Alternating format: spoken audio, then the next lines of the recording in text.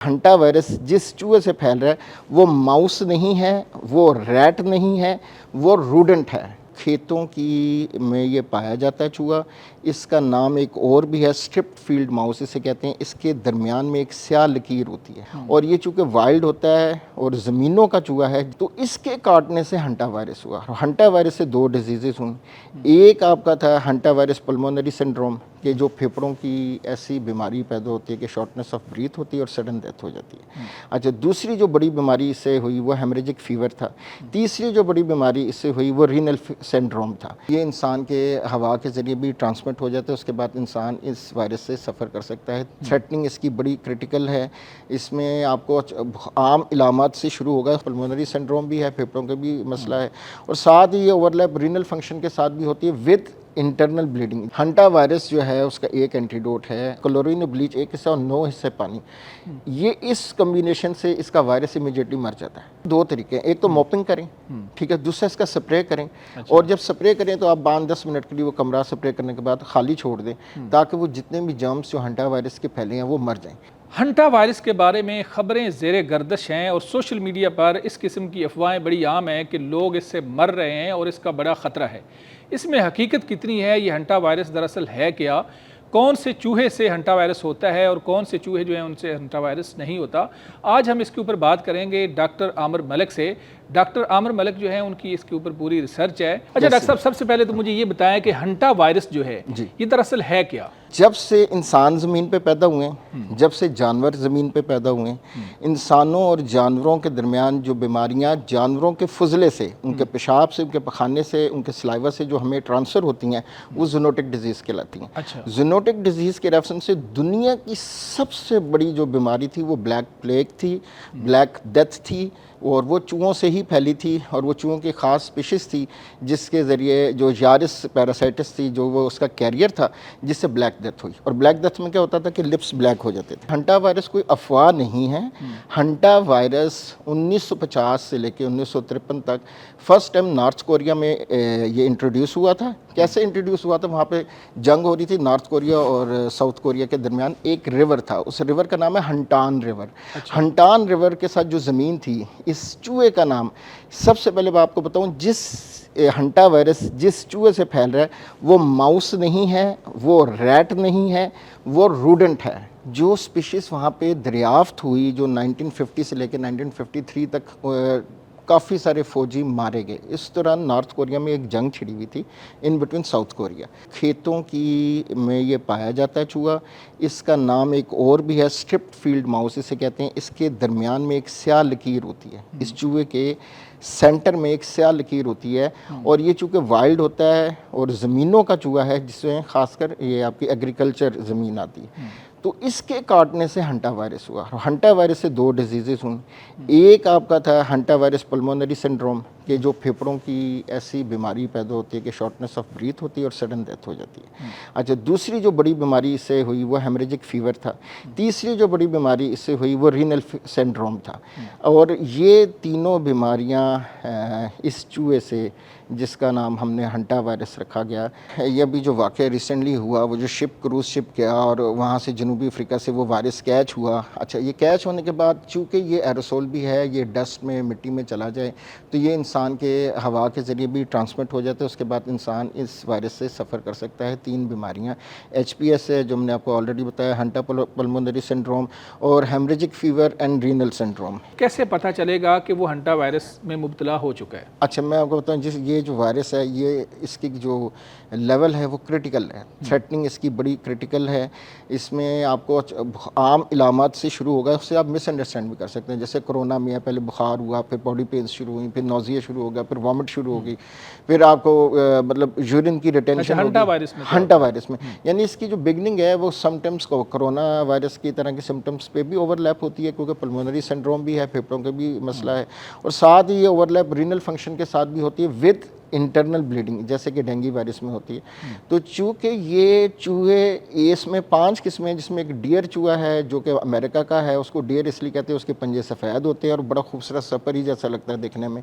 एक चूहा इसमें किस्म है जो येलो नेक वाली होती है, वो नॉर्वे में पाया जाता है, उससे भी यही वायरस फैलता है। ये जो चूहा है जो हंटा वायरस का बायस बन रहा है, इसकी शक्ल और इसका जो कलर है वो क्या है? इसकी सबसे पहली शक्ल यह आम चूहे जैसा साइज़ है, लेकिन ये ब्राउन कलर में होता है और इसमें स्ट्रिप्ड फील्ड जो है वो होती है। स्ट्रिप्ड फील्ड क्या है? सेंटर में एक ब्लैक लाइन होती है इस चूहे के, ये आम चूहों में नहीं पाई जाती। जो सबसे पहले आम जो चूहे हैं, हंटा वायरस आम चूहों से नहीं फैलता।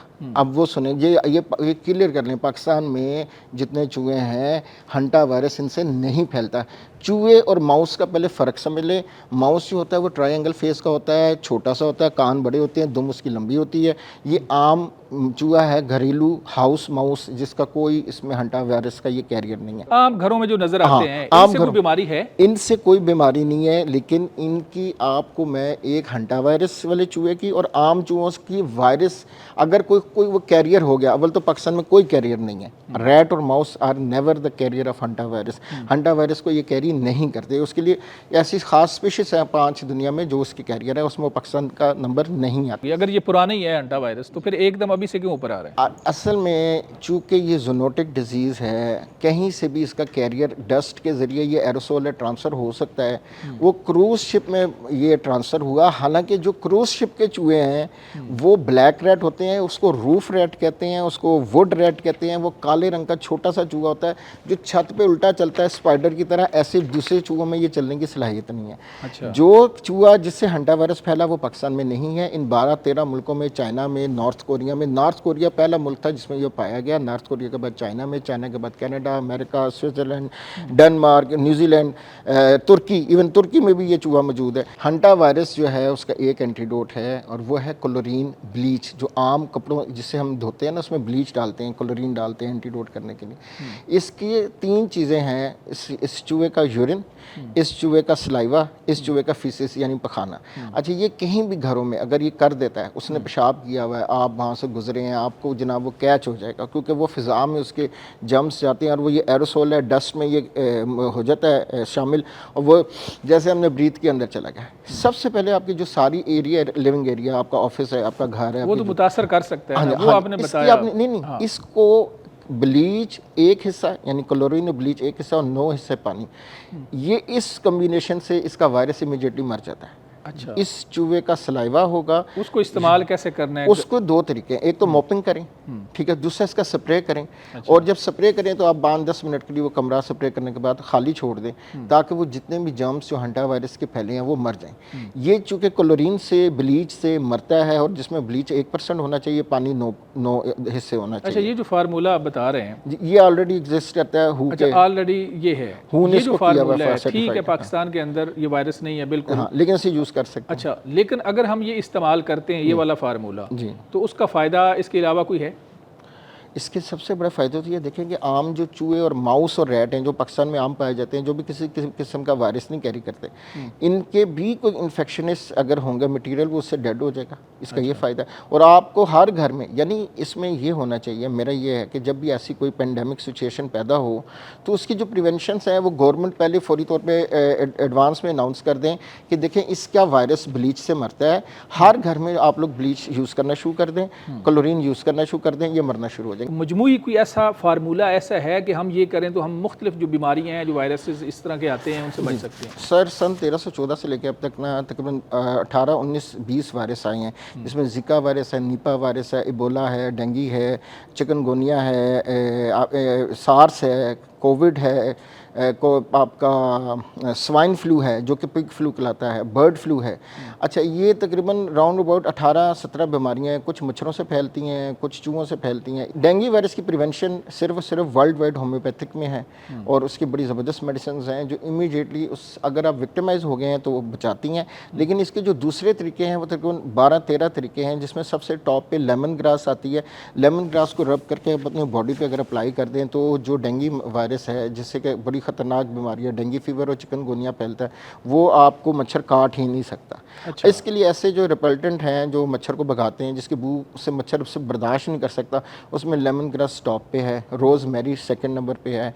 उसके अलावा आपके जो रिपल्टेंट्स हैं वो आप क्रीम या लोशंस पर डाल के अप्लाई करिए बॉडी पे, तो इससे मच्छर दूर होगा। अगर ये मच्छर दूर हुआ, जो कि अफ्रीका का है, इसकी जो मदर कंट्री है वो अफ्रीका है, डेंगू वायरस की, चिकनगुनिया की, और जो हेमरेजिक फीवर है उसका इबोला है, इबोला की भी यही है। इसके बाद आ जाए हंटा है, जिका है, जो नीपा है, जीका जो है वो चूँकि ब्रेन की बीमारियां पैदा करता है, उसमें दिमाग का कॉमा हो जाता है, जिसमें बुखार पैदा होता है दिमाग, या ये वो वायरस है जिसमें जब बच्चे पैदा होते हैं तो छोटे सर के पैदा होते हैं। इसकी वायरल इन्फेक्शन को ट्रीट करने के लिए वो दवाइयाँ चाहिए जो मेनिंजाइटिस में दिमाग और हराम मगज़ की सोजिश होती है, उसके लिए जो मेडिसिन यूज़ होती हैं वो यूज़ होती हैं। इसके लिए ख़ास मेडिकल प्रिवेंशन है इस बीमारी के लिए। फिर नीपा है, नीपा भी इसी तरह का वायरस है जो कि आपका ब्रेन को जो है आपको सीजर्स आ जाते हैं, झटके लगने लग जाते हैं। तो उसके बाद आप आ जाएँ इबोला, वो हेमरेजिक फीवर है जिस तरह के डेंगू होता है। इनके लिए भी फिर मेडिकेशंस चाहिए। कुछ चीज़ों के रिपल्टेंट्स हैं, कुछ चीज़ों को आप जैसे हंटा को आपने ब्लीच से मार लिया, डेंगू को आपने लेमन ग्रास के ज़रिए बचा लिया, अपने आप को प्रोटेक्ट कर लिया। तो कुछ स्प्रे भी हैं जैसे एरोसोल डिजीज़, अब जैसे कोविड आया, कोविड-19 जो था। क़ुव्वत मुदाफ़त को कैसे बढ़ाना है मुख्तसर अल्फाज में? 5-7 चीज़ें ऐसी हैं जिनसे इम्यूनिटी गेन होती है। उसमें टॉप में हमारे जो डीएनए है, सल्फ़र होम्योपैथिक की एक मेडिसिन है जो कि आपकी इम्यूनिटी गेन करने में बड़ी ज़बरदस्त है। नेचुरल हर्ब्स में अदरक है, बड़ी ज़बरदस्त चीज़ है, आपके इम्यून सिस्टम गेन करता है, आपका डिफेंस सिस्टम गेन करता है। अदरक के अलावा अदरक के रस के अलावा फिर लेमन है, फिर हल्दी है, फिर आपका नीम के पत्ते हैं, फिर तुलसी के पत्ते हैं, बेसिल के पत्ते हैं। बेसिल ऐसे जितने भी आपके वायरसेस हैं जो लंग्स को ख़त्म करते हैं या पल्मोनरी सिस्टम को डैमेज करते हैं, आप बेसिल से उसका कावा पिएं, वो किल हो जाते हैं। आपको पता है वायरस जो है वो एंटीबायोटिक से कभी नहीं मरता, वो नेचुरल चीज़ों से मरता है। अदरक के रस से एंटीबायोटिक मरता है। सेब का रस भी है, कुछ जूसेस हैं, उसमें अदरक भी यूज़ करें, हल्दी भी यूज़ करें, आप सौंफ भी यूज़ करें। मुख्तलिफ़ तरह से मुख्तलिफ़ चीज़ें हमारी हर हर्ब्स जो हैं वो इम्यूनिटी को गेन करती। नाज़रीन, आपने जाना डॉक्टर आमिर मलिक साहब ने गुफ्तगू की, हंटा वायरस के ऊपर गुफ्तगू की कि पाकिस्तान में कोई ऐसे केसेस भी नहीं है, ना यहाँ पर ख़तरा है और ना इस खित्ते के अंदर वो चूहा मौजूद है जिससे हंटा वायरस होता है। जहाँ जहाँ पर है उन्होंने बताया कि क्या एहतियात है, क्या इलाज है, किस तरह से बचा जा सकता है। ये आज की बात नहीं, ये शुरू से चलता आ रहा है और लोग बचते भी आ रहे हैं। तो ख़तरे वाली पाकिस्तान में कोई ऐसी बात नहीं। सोशल मीडिया पे कुछ चीज़ें जो थी वो लोग धड़ाधड़ शेयर कर रहे थे, तो हमें चीज़ों को इस तरह से जो अफवाहें हैं उनको शेयर करने से गुरेज करना चाहिए। अफवाह जो इसको फैलाना नहीं चाहिए। तो हकीकत जानने के लिए हमने डॉक्टर साहब को बुलाया ताकि वो पता चले कि क्या ऐसी कोई चीज़ है या नहीं। उन्होंने कहा कि ऐसा पाकिस्तान के अंदर कुछ भी नहीं है फ़िलहाल, और यहाँ दूर दूर तक ऐसा कोई खदशा भी नहीं है। उसकी वजह यह है कि यहाँ पर ऐसा कोई चूहा मौजूद नहीं है। अपने मेज़बान मनाज़र अली को इजाज़त दें, दोबारा मिलेंगे। अल्लाह हाफ़िज़।